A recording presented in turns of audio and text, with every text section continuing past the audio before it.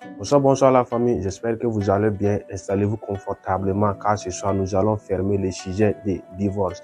Premièrement, nous allons parler de l'erreur qui conduit les jeunes à se divorcer. Et deuxièmement, nous avons évoqué celle des filles, mais aujourd'hui nous allons parler de l'erreur des parents qui conduit au divorce de leurs enfants. Alors, si vous n'avez pas suivi les 2 vidéos précédentes, je vous invite d'aller jeter un coup d'œil et surtout n'oubliez pas de vous abonner et de pousser la pouce bleue pour m'encourager. Mais avant de commencer, suivez cette rubrique.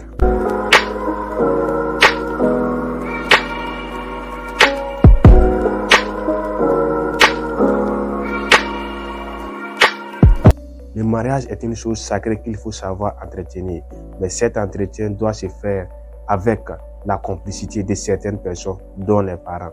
Avant tout, avant d'accepter de donner votre fille ou fils au mariage, il faut savoir jouer un certain rôle. Il faut que les parents cherchent à savoir d'abord si la fille ou le garçon qui veut être avec votre enfant a un cœur. Il faut qu'il cherche à étudier son comportement. Je ne dis pas de regarder l'action physique d'un individu et de tirer une conclusion, chose qu'il faut toujours éviter.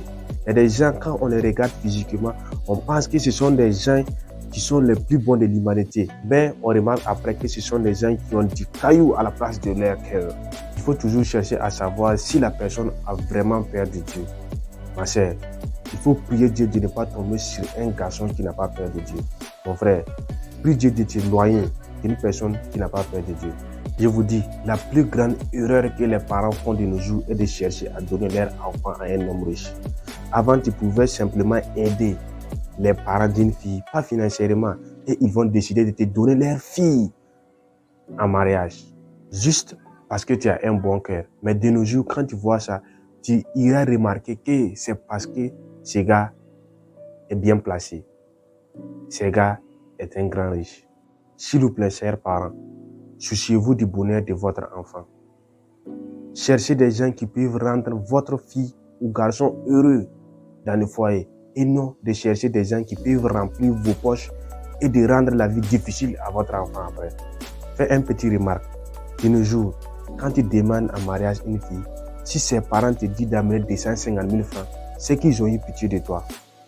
Souvent, tu te demandes mais s'ils sont en train de vendre leur enfant ou quoi.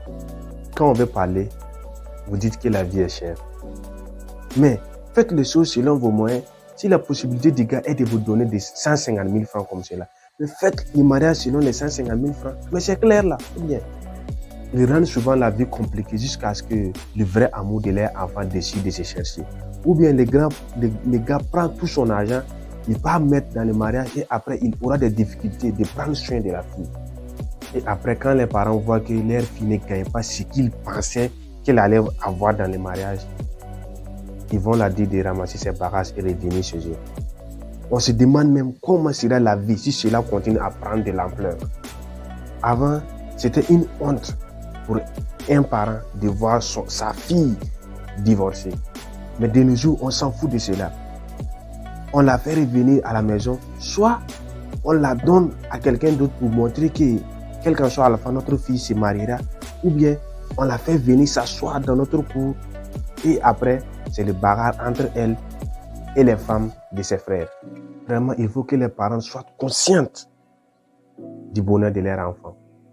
Il faut qu'ils conseillent leurs enfants concernant le mariage.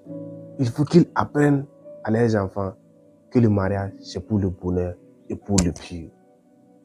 On ne va pas trop parler, on va s'arrêter ici. Merci d'avoir visionné la vidéo. Merci d'avoir partagé. Merci de liker. Et surtout, n'oubliez pas de commenter. Que Dieu vous protège.